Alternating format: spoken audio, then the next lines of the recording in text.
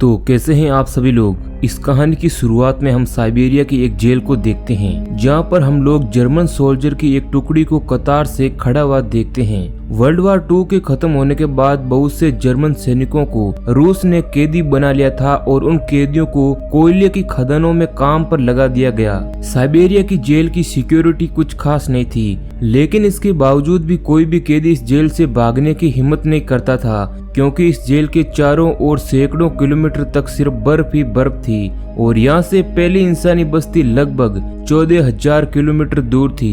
ऐसे में जाहिर सी बात है कि कोई भी कैदी साइबेरिया के इस खून जमा देने वाली ठंड में मरने के बजाय इन्हीं कोयले की खदानों में काम करना पसंद करेगा। इस जेल को जानबूझकर हजारों किलोमीटर तक दूर फैली हुई बर्फ की चादर के बीच में बनाया गया, ताकि कोई भी कैदी भागने से पहले 1000 बार सोचें। इसलिए आज तक किसी भी कैदी के मन में यहाँ से भागने का ख्याल नहीं आया। वहीं इन कैदियों में से एक कैदी ऐसा भी था जो बहुत ही शातिर दिमाग वाला था और वह इस जेल से भागकर अपनी फैमिली के पास वापस जाना चाहता है। दरअसल इसे इस जेल में पूरे 25 साल की सजा काटनी थी और इस कैदी का नाम क्लेमन था। क्लेमन ऐसा बिल्कुल भी नहीं चाहता था कि उसकी आधी जिंदगी इसी जेल में बीत जाए। ऐसे में वो किसी भी हालत में इस जेल से भागना चाहता था और इत्तेफाक से एक दिन क्लेमन को भागने का मौका मिल जाता है और वे मालगाड़ी में फौरन बैठकर इस जेल से चोरी छिपे निकलने की कोशिश करता है। अब जब वे जेल से बाहर खुले आसमान में सितारों को देखता है तो वह मन ही मन बहुत ही खुश होता है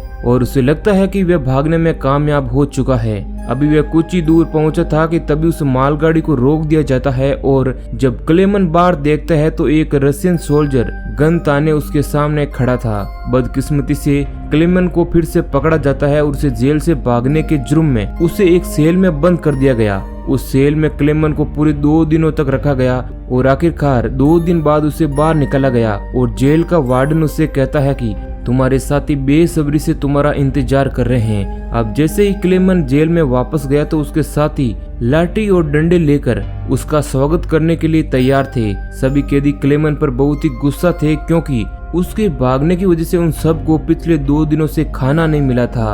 अब सभी कैदी उस पर लाठी और डंडे बरसाने शुरू कर देते हैं, जिस कारण क्लेमन बुरी तरह से जख्मी हो जाता है और फिर उसे जेल के हॉस्पिटल में एडमिट कर दिया जाता है। इस जेल का डॉक्टर भी एक जर्मन कैदी था। होश में आते ही क्लेमन ने डॉक्टर से कहा, मैं एक बार फिर से जेल से भागना चाहता हूँ और इस बार मुझे आपकी मदद चाहिए। डॉक्टर क्लेमन की हिम्मत को देखकर शॉक हो जाता है और उसे समझाता है कि इस जेल से जिंदा भागना नामुमकिन है और अगर तुम किसी तरह यहाँ से निकल भी गए तो तुम्हें बाहर जमा देने वाली ठंड मार डालेगी। लेकिन सच ये भी है कि यहाँ रहोगे तब भी तुम्हारी मौत पक्की है, क्योंकि तुम जिस कोयले की खदानों में काम करते हो वहाँ बहुत ही ज्यादा मात्रा में कार्बन है जो हवा के माध्यम से तुम्हारे फेफड़ों में जाता है, जिससे कैंसर जैसी गंभीर बीमारियां होने के बहुत ही ज्यादा चांस है। इसी वजह से डॉक्टर ने क्लेमन को सलाह दी कि तुम्हें इस जेल से निकलने की कोशिश जरूर करनी चाहिए जब तक तुम सफल ना हो जाओ। इसके बाद डॉक्टर ने क्लेमन को अपने सारे गर्म कपड़े, जूते और जरूरत की सारी चीजें दे दी। साथ ही उसने ये भी बताया कि रूसी सैनिक अपना भोजन रेलवे लाइन के पास छुपा कर रखते हैं। जाते जाते उसने क्लेमन को एक बंदूक भी दी ताकि वह अपनी सुरक्षा कर सकें। दरअसल डॉक्टर के पास इतना सारा सामान इसलिए होता है क्योंकि एक दिन वह खुद भी इस जेल से भागना चाहता था, लेकिन 1 हफ्ते पहले ही उसे पता चला कि वह कैंसर का मरीज है और उसके पास सिर्फ 1 महीना बचा है। इसके बाद उसने क्लेमन को एक लंच बॉक्स देते हुए कहा कि अगर तुम जिंदा बचकर लौट गए तो मेरे परिवार तक ये लंच बॉक्स पहुंचा देना और उन्हें बताना कि अब मैं नहीं रहा। अब रात होते ही अंधेरे में क्लेमन दोबारा जेल से भाग निकलता है और इस बार उसने मालगाड़ी के बजाय पैदल चलना सही समझा।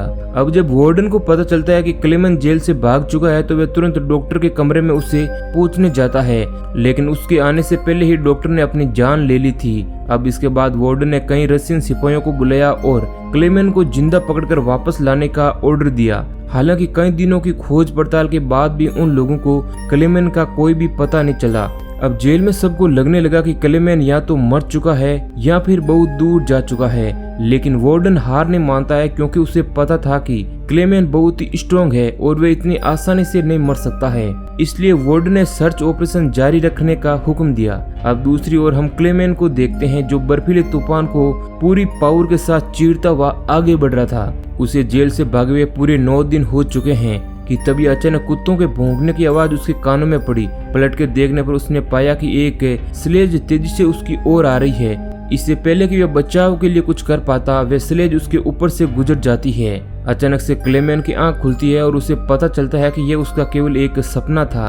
दरअसल पैदल चलते चलते क्लेमेन को 9 दिन हो चुके हैं और उसका सारा खाने पीने का सामान भी खत्म हो गया था। भूख और थकान के मारे उसका बुरा हाल था, मगर क्लेमेन ने हार नहीं मानी और जैसे तैसे वह चलता रहा। कुछ और दिनों के बाद उसका शरीर भी उसका साथ देना छोड़ रहा था और वह भूख के मारे बेहोश हो गया। घंटों बाद जब उसे होश आता है तो वह अपने आसपास से अजीब सी आवाज सुनता है। तभी क्लेमेन की नजर एक सील पर पड़ती है और उसे देखते ही उसकी आंखों में चमक आ जाती है। वह तुरंत अपनी बंदूक निकालता है और पूरे फोकस के साथ निशाना लगाने की कोशिश करता है, पर थकान और कमजोरी के कारण उसका निशाना चूक जाता है और सील वहां से भागने लगती है। लेकिन वह हार नहीं मानता है और एक बार फिर से कोशिश करता है और इस बार उसका निशाना लग जाता है और वह उस सील का शिकार कर लेता है। अब ये देख क्लेमेन खुशी से झूम उठता है, क्योंकि अब उसे अपने सफर में खाने की चिंता नहीं थी। कई दिनों बाद क्लेमेन ने भर पेट खाना खाया और थोड़ा आराम करने के बाद अपने सफर को फिर से शुरू किया। पूरे लंबे सफर में क्लेमेन एकदम अकेला था और उसके चारों तरफ बर्फ ही बर्फ थी, इसके सिवाय कुछ भी नहीं दिख रहा था। ऐसे माहौल में अक्सर इंसान हेलुसिनेट होने लगते हैं, इसलिए वह खुद से ही बातें कर रहा था और इसके साथ ही वह कंपास की ओर भी देखता रहा, जिससे इस बर्फीली जगह में वह कहीं खो ना जाए। ऐसे ही अब दिन हफ्तों में और हफ्ते महीनों में बदल गए। लगातार 2 महीने चलने के बाद क्लेमेन इस बर्फीले रेगिस्तान में एक छोटा सा पेड़ देख ही लेता है। इस पेड़ को देखकर क्लेमेन इतना खुश था जिसकी कोई सीमा नहीं थी, मानो उसके हाथ कोई खजाना लग गया है और खुशी में वह भागकर उस पेड़ को गले लगा लेता है। दरअसल ये पेड़ इस बात का संकेत था कि यह बर्फीला मैदान यहीं खत्म होता है और अब आगे से जंगल शुरू होने वाला है। वहीं इधर जेल में वार्डन, जो अब भी क्लेमेन की तलाश में था, उसने अपने सिपाहियों को 500 किलोमीटर के दायरे में क्लेमेन को ढूंढने का ऑर्डर दिया। इधर क्लेमेन जो जंगल में आगे बढ़ रहा था कि अचानक एक बर्फीला तूफान आ जाता है। तूफान की भयंकर रफ्तार से बड़े बड़े पेड़ भी जमीन से उखड़कर गिरने लगे थे। क्लेमेन आगे बढ़ने की कोशिश करता है, तभी एक बड़ा सा पेड़ सीधा उस पर गिर जाता है। लेकिन क्लेमेन की किस्मत अच्छी थी कि 2 आदमी सोने की तलाश में वहां से गुजर रहे थे और उन्होंने समय रहते उसकी जान बचा ली। इसके बाद ये तीनों एक साथ आगे बढ़ने लगे और कई दिनों के सफर के बाद बर्फीले रेगिस्तान से बाहर निकल गए। अब रास्ते में उन्हें एक नदी मिलती है, जिसे पार करने के लिए वे लोग एक लकड़ी की नाव बनाते हैं। लेकिन इसी बीच नदी का बहाव तेज हो गया और नाव बेकाबू होकर बहने लगी थी। ऐसे में उनका एक साथी पानी में गिर जाता है। ये देखते ही क्लेमेन तुरंत पानी में छलांग लगाता है और किसी तरह उस आदमी को किनारे तक घसीटकर उसकी जान बचाता है। लेकिन उनका दूसरा साथी उन दोनों को वहीं छोड़कर आगे अकेला निकल जाता है और लालच के मारे उसने अपने दोस्त का सोना भी खुद के पास रख लिया। थोड़ी देर बाद जब क्लेमेन और दूसरा आदमी टेंट तक पहुंचते हैं तो उस आदमी को अपने दोस्त पर बहुत ही गुस्सा आता है और वह गुस्से में उसे गोली मार देता है। इसके बाद वे सारा सोना उठाता है और क्लेमेन के साथ आगे का सफर जारी रखता है। वे दोनों कई महीनों तक इसी उम्मीद पर चलते हैं कि कोई इंसानी आबादी उन्हें मिल जाएगी। लेकिन फिर से सर्दियों के कारण अब जंगल भी हर तरफ से बर्फ की चादर में सफेद हो चुका था। उस आदमी के पास जो सामान था वह काफी भारी था, इसलिए उसे बर्फ में चलने में दिक्कत हो रही थी। ये देखकर क्लेमेन ने उसकी मदद करने की कोशिश की और कहा कुछ देर के लिए वह उसका सामान ढो सकता है। लेकिन यहीं पर उस आदमी को शक होता है कि शायद क्लेमेन भी उसका सोना चुराने की कोशिश कर रहा है, इसलिए वह उस पर हमला कर देता है और उसे नीचे धकेल देता है। इस कारण क्लेमेन बेहोश हो जाता है। थोड़ी देर बाद जब उसे होश आता है तो वह देखता है कि भेड़ियों का एक झुंड उसकी तरफ बढ़ रहा था। अब वह तुरंत अपनी जान बचाने के लिए एक पेड़ पर चढ़ने लगा था, पर चढ़ते चढ़ते एक भेड़िया उसका पैर पकड़ देता है और बदकिस्मती से वो पेड़ भी कमजोर निकलता है और बीच में से टूट जाता है, जिस कारण क्लेमेन नीचे गिर जाता है। अब क्लेमेन को लगा कि अब उसका अंत करीब है, तभी अचानक गोली चलने की आवाज आती है और जब क्लेमेन अपनी आंखें खोलता है तो देखता है कि सभी भेड़िए मर चुके थे। असल में उस इलाके के शिकारियों ने अंतिम क्षण में आकर उसकी जान बचा ली थी। वे उसे अपने गांव ले जाते हैं, जहां गांव वालों ने उसका इलाज किया और महीनों की मशक्कत के बाद क्लेमेन आखिरकार एक इंसानी आबादी तक पहुंच गया था। अब वे कई दिनों तक उसी गांव में रुका, जहां गांव के लोगों ने उसकी पूरी मदद भी की। अब एक दिन गांव में एक लेटर आता है। ये लेटर किसी और ने नहीं बल्कि वार्डन ने भेजा था। उसमें लिखा था कि एक जर्मन कैदी हमारी जेल से भाग गया है और अगर किसी ने उसकी मदद की तो उसे भी मार दिया जाएगा। अब ये देखकर क्लेमन ने उस गांव को छोड़ने का फैसला कर लिया, क्योंकि अगर वो गांव में रुकता है तो गांव वाले लोगों को भी खतरा होगा। अब जाने से पहले गांव के लोगों ने उसे खाना पाने के साथ एक शिकारी कुत्ता भी दिया। कमाल की बात तो ये भी थी कि अब इस लंबे सफर में क्लेमन अकेला नहीं था, उसके पास एक वफादार दोस्त भी था। वे दोनों साथ मिलकर कई दिनों तक चलते रहते हैं। अब उन्हें एक लकड़ी की फैक्ट्री दिखती है और डॉ खाने की तलाश में उसके पीछे दौड़ पड़ा। क्लेमन अपने डॉ के पीछे अंदर चला गया। इसके बाद वहाँ के वर्कर ने क्लेमन को पहचान लिया और उसे अपने मालिक के पास ले गए। क्लेमन की कहानी सुनकर मालिक को भी उस पर दया आ गई, जिसके बाद उन्होंने उसे खाना खिलाया और जर्मनी जाने वाली ट्रेन में बिठा दिया। अब क्लेमन बहुत खुश था कि आखिरकार वे अपने घर जा रहा है, लेकिन उसे पता नहीं था कि मालिक ने वार्डन को पहले ही खबर दे दी थी। दूसरी तरफ वार्डन अपने सिपाहियों के साथ स्टेशन पर उसका इंतजार कर रहा था, लेकिन स्टेशन पर पहुंचने से पहले ही क्लेमन ने दूर से ही सिपाहियों को देख लिया और मौका मिलते ही वे ट्रेन से कूदकर भाग निकला। बदकिस्मती से रूसी सिपाहियों की नजर उस पर पड़ गई और वे उसके पीछे लग गए। क्लेमन ने जल्दी से वहां से भागने की कोशिश की, लेकिन तभी अचानक से वार्डन वहां पर आ जाता है।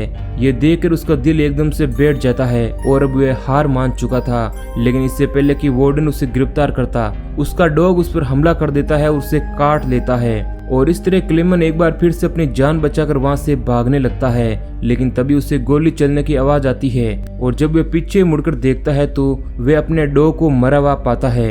ये देखकर क्लेमन को बहुत ही दुख होता है, लेकिन इसके बावजूद वह रुकता नहीं है और तेजी से भागता रहता है। फिर वे एक ब्रिज के नीचे से गुजर रही ट्रेन के ऊपर कूदकर वहां से बचकर निकल जाता है। इससे पहले कि वार्डन कुछ कर पाता, क्लेमन बहुत दूर निकल चुका था। ऐसे ही दिन बीतते गए, लेकिन क्लेमन ने हार नहीं मानी। अब वक्त 1952 का होता है और क्लेमन को जेल से भागे पूरे 7 साल बीत चुके थे।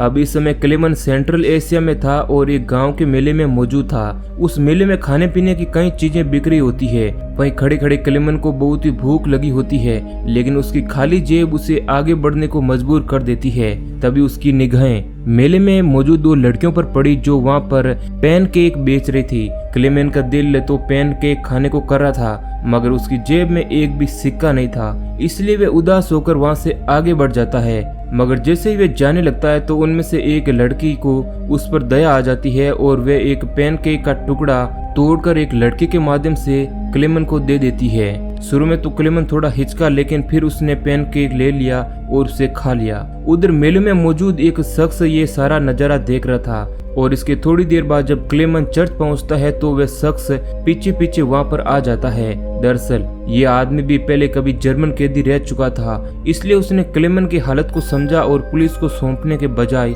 उसकी मदद करने का सोचा। इसके साथ ही वे उसे अपने घर ले गया, जहां पहुंचकर क्लेमन ने कई सालों बाद सेविंग की और एक बार फिर से अपने पुराने रूप में लौट आया। इसके बाद उस आदमी ने उसे एक नया पासपोर्ट दिया ताकि रूस का बॉर्डर पार करके जर्मनी जा सकें। अब जाने से पहले क्लेमन ने उसे थैंक यू कहा और बॉर्डर की ओर रवाना हो गया। कुछ दिनों बाद वे रूसी सीमा तक पहुंचा और वहां खड़े सोल्जर को पासपोर्ट दिखाया।